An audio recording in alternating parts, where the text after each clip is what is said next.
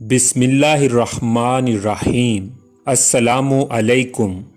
ذوالقرنین نے علماء اور حکماء سے پوچھا کہ تم نے کسی کتاب میں دیکھا ہے کہ کوئی ایسا نسخہ جس کے استعمال سے عمر اتنی لمبی ہو جائے کہ آدمی تصور بھی نہ کر سکے، یا ایسا نسخہ جس کے استعمال سے آدمی کو موت نہ آئے؟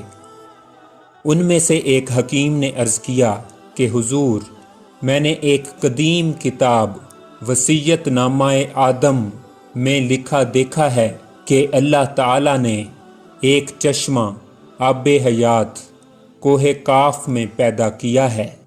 اس کا پانی دودھ سے زیادہ سفید اور برف سے زیادہ ٹھنڈا اور شہد سے زیادہ میٹھا، مکھن سے نرم اور مشک سے زیادہ خوشبودار ہے۔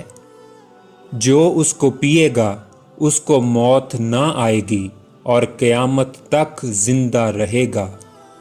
اس پانی کا نام آب حیات ہے۔ یہ سن کر ذوالقرنین کے شوق میں اضافہ ہوا۔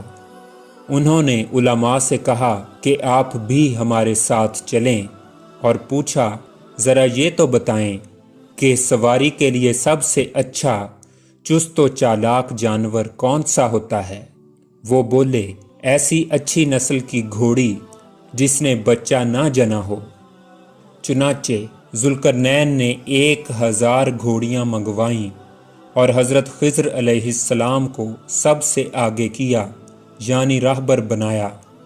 پھر علماء و حکماء سے پوچھا کہ وہ وہاں پہنچنے کے بعد اگر اس جگہ جیسا کہ علماء نے بتایا تھا اندھیرا ہوا تو کیا کریں گے؟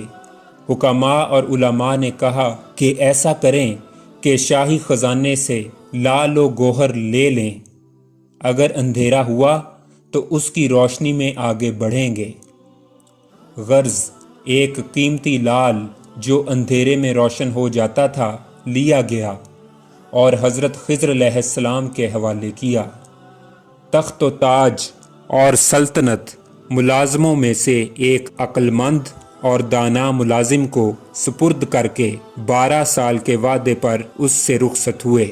جب کوہ کاف پہنچے، راستہ بھول کر اس جگہ 1 سال تک پریشان و سرگرداں رہے، اور اسی اثناء میں حضرت خضر علیہ السلام لشکر سے جدا ہو کر اندھیرے علاقے میں جہاں سورج کی روشنی نہیں پہنچ سکتی تھی بھٹک گئے۔ پھر خیال آیا تو اس لال کو جیب سے نکال کر زمین پر رکھ دیا۔ اس کی روشنی سے اندھیرا دور ہو گیا، اور اللہ کی کرم نوازی سے آب حیات کا چشمہ ان کو نظر آیا۔ حضرت خضر علیہ السلام نے وضو کر کے آب حیات پی لیا اور خدا کا شکر بجا لائے۔ چنانچہ حضرت خضر علیہ السلام کی عمر دراز ہوئی۔ پھر وہاں سے نکل کر آئے تو ایک اور اندھیری جگہ پہنچ گئے، تو دوبارہ اس لال کو زمین پر رکھا جس سے اندھیرا دور ہو گیا۔ جو لشکر کے لوگ اندھیرے میں تھے تمام حضرت خضر علیہ السلام کے پاس جمع ہو گئے۔ اس سفر میں ناکامی کے بعد ذوالقرنین نے تمام لشکر کو اپنے پاس سے رخصت کیا۔ ذوالقرنین وہیں رہ گئے اور عبادت میں مشغول ہو گئے۔ چند دنوں کے بعد انتقال کیا اور وہیں مدفون ہوئے۔ معزز سامعین، اب ہم آپ کی خدمت میں پیش کرتے ہیں حضرت خضر علیہ السلام کی زیارت کرنے کا ایک وظیفہ۔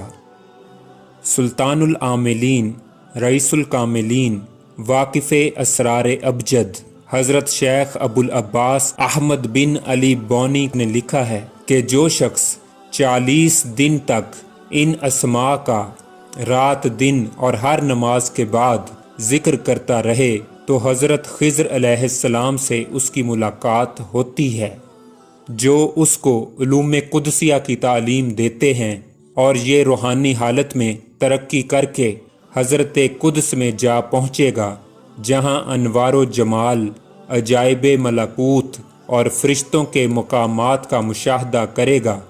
وہ اسماء یہ ہیں: الاول، الآخر، الظاہر، الباطن، خلوص، ہمت، کسب حلال اور صدق مقال، لازمی ہے۔